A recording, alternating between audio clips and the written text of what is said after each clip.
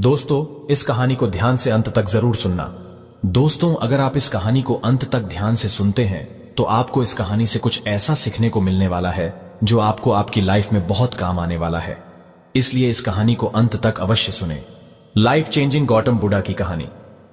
दोस्तों, आज आपके पास जो कुछ भी है वो इसीलिए नहीं है कि आपकी किस्मत में इतना ही लिखा था या फिर आपकी किस्मत ही खराब है, बल्कि वो इसीलिए है क्योंकि आप इतना ही डिजर्व करते हैं। दोस्तों, यह प्रकृति बड़ी ही न्यायप्रिय है। यह उसे उतना ही देती है जितने का वह हकदार होता है।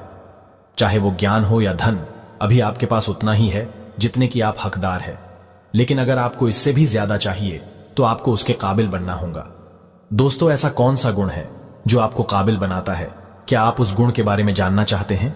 अगर आप जानना चाहते हैं तो आप गौतम बुद्ध के जीवन की इस कहानी को अंत तक ध्यान से जरूर से सुने। दोस्तों, इस कहानी को सिर्फ समझिएगा मत, बल्कि इस कहानी को अपने भीतर उतर जाने दीजिए। तो बिना समय को गवाएं, चलिए कहानी की शुरुआत करते हैं। गौतम बुद्ध के जीवन की शिक्षाप्रद कहानी जो आपका जीवन बदल देंगी। दोस्तों, एक बार गौतम बुद्ध को एक सभा में भाषण करना था और जब सभा का समय हुआ तब बुद्ध वहां आए और बिना कुछ बोले ही वहां से चले गए। तकरीबन 100 से भी ज्यादा लोग बुद्ध का उस सभा में इंतजार कर रहे थे और बुद्ध के इस तरह के व्यवहार को देखकर सभी लोग बहुत चौंके, लेकिन किसी ने भी बुद्ध से कोई भी प्रश्न नहीं किया। दोस्तों, अगले दिन फिर से सभा का आयोजन हुआ और दूसरे दिन सभा में लोगों की संख्या तकरीबन घट गई।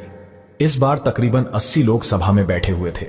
बुद्ध सभा में आए, लेकिन इस बार भी बुद्ध ने वही किया, यानी बुद्ध इस बार भी आए और बिना कुछ बोले ही वहां से चले गए। लोग दोबारा से चौंके, लेकिन किसी ने भी बुद्ध से कोई प्रश्न नहीं किया। अगले दिन सभा का आयोजन फिर से किया, लेकिन इस बार सभा में लोगों की संख्या और घट गई। इस बार सभा में केवल 50 लोग ही आए हुए थे। बुद्ध सभा में फिर से आए और उन्होंने इधर उधर देखा और बिना कुछ बोले ही सभा से चले गए।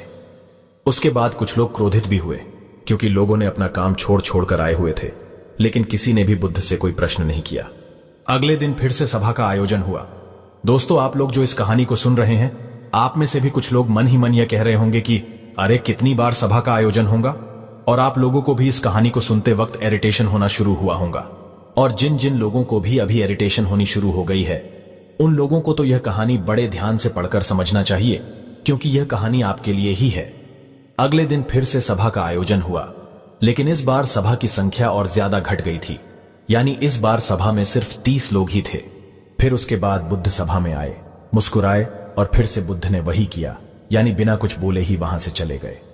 इस बार भी लोग बहुत क्रोधित हुए और इस बार लोगों ने पीछे से कुछ कहा भी और बड़बड़ाए भी, लेकिन बुद्ध ने उनके किसी भी प्रश्न का उत्तर नहीं दिया। दोस्तों, अगले दिन फिर से सभा का आयोजन हुआ और इस बार लोगों की संख्या बहुत ज्यादा घट गई थी, यानी इस बार सभा में कुल मिलाकर 15 लोग ही आए हुए थे। इस बार भी बुद्ध सभा में आए, लेकिन इस बार बुद्ध अपना आसन ग्रहण कर लेते हैं।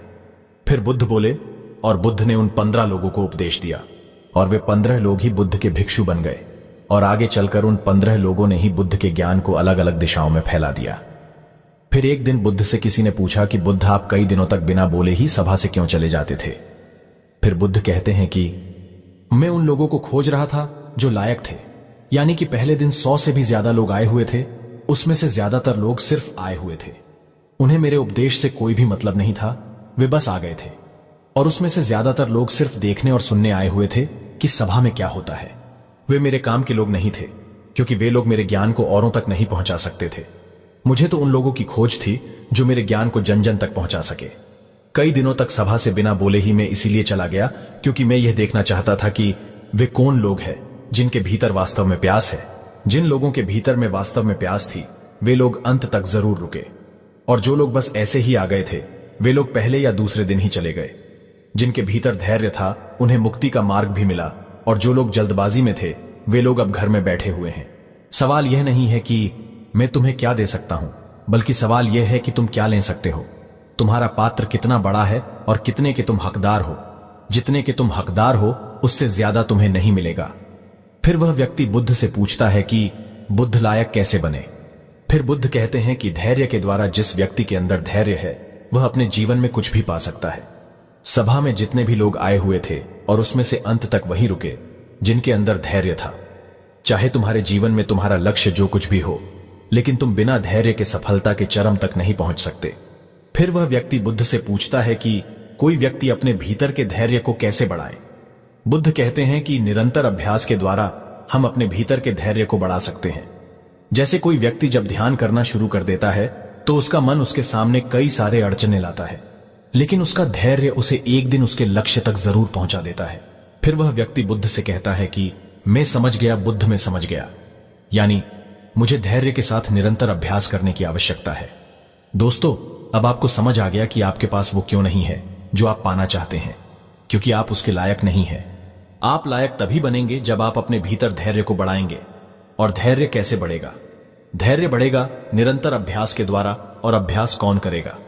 अभ्यास करेंगे आप, तो फिर करते क्यों नहीं? दोस्तों, खुद से ईमानदारी के साथ एक प्रश्न जरूर पूछिए कि जो आप भविष्य में बनना चाहते हैं उसके लिए क्या आप धैर्य के साथ कर्म कर रहे हैं? दोस्तों, अगर उसका उत्तर नहीं है तो अपनी असफलता के लिए जिम्मेदार आप खुद होंगे।